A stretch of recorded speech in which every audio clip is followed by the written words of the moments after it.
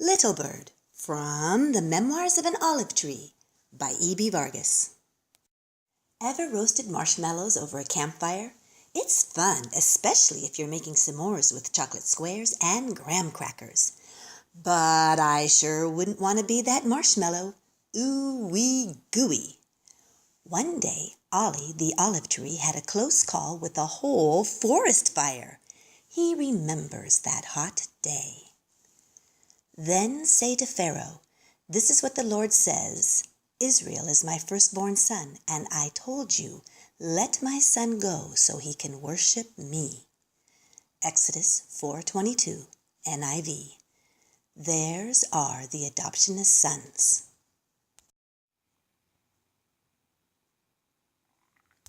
"Run! Run for your lives!" Squirrel called as he scampered, dropping his acorns behind.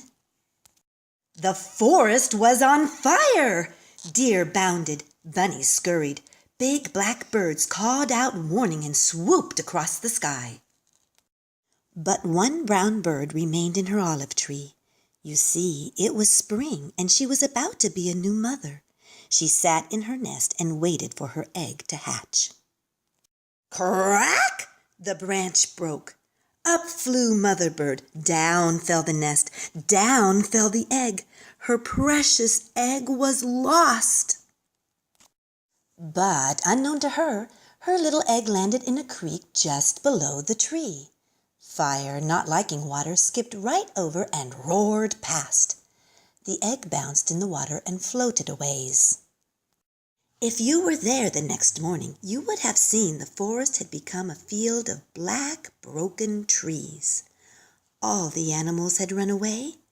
It was quiet. In the creek, a rock began to wiggle. Peck, peck, there was a little hole. And peck, out popped a little brown head. It wasn't a little rock at all, but was the egg that had survived the fall and the forest fire. Mighty Eagle, high above on his mountain crag, watched with his keen eyes. The little bird pecked and rested, rested and pecked. It was hard work coming into the world. Mighty Eagle spread his wings and glided down to the creek. "Well, you are a miracle baby. You've just barely hatched and have no one to care for you. You need worms." The baby bird was not very big, nor was he the prettiest. Yet each day Little Bird grew stronger with the care of Mighty Eagle. Little Bird remained among the rocks because he was too little to fly. But after a time, when he would see Mighty Eagle return with a worm, Little Bird would begin to flutter and lift. "It's time I gave you flying lessons." Mighty Eagle had Little Bird half hop, half fly from rock to rock, each time traveling a little further. Finally, after many days, Little Bird was strong enough to fly above the now healed olive tree. "Well done, little one. Little birds belong in the skies above trees. It is time I return to my skies above the big mountain." Mighty Eagle soared higher and higher till Little Bird could see him no more. Now, while Mighty Eagle had cared for Little Bird, the rest of the forest had begun to heal and grow green once more. Other animals of the forest slowly returned. They had seen Little Bird hopping among the rocks and didn't want him now in their trees. "Rockhopper!" the blackbirds mocked. "He's not nearly as beautiful as I. I have a bushy tail," boasted Squirrel. The bunny, who usually knew better, chimed in. "Does he think he's a bunny with all that hopping?" The scoffing got worse. The blackbird started pecking. Little Bird lost some feathers.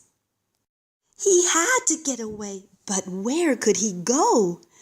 With determination, Little Bird flew straight up, higher and higher, where he could no longer hear their taunts. The keen eyes of Mighty Eagle had seen everything. He flew down to meet Little Bird in the air. "Follow me," he commanded. When you're tired, open wide your wings and glide. Mighty Eagle taught Little Bird to use his beak to cut through the air and to find the wind currents and the updraft. In this way he could fly farther and faster and for longer, all throughout the skies. "It's time you returned to the skies above the trees," Mighty Eagle said. "It's time you returned to the other birds." Now, whatever Mighty Eagle had asked, Little Bird had obeyed. Even though he trembled, Little Bird trusted Mighty Eagle.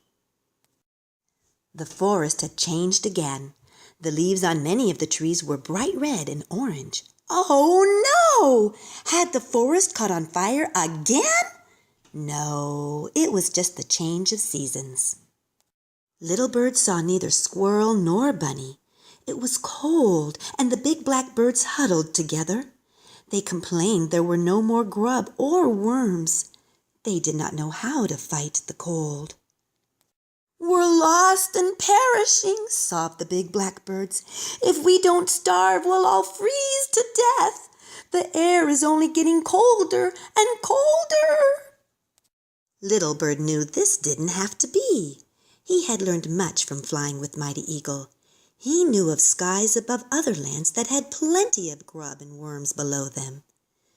"Come, follow me," was all he said. Could the big black birds dare to hope? Wasn't this the same Little Bird they had watched hop from rock to rock last spring? Now he was strong and unafraid. They could tell Little Bird followed Mighty Eagle. The big black birds followed Little Bird across the skies.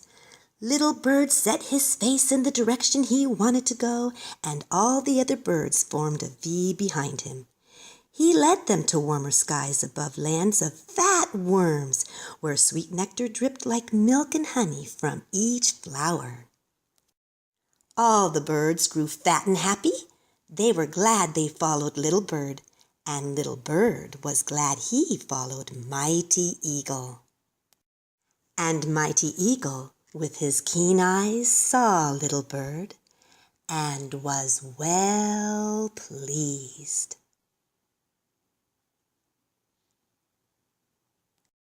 Visit memoirsofanolivetree.com.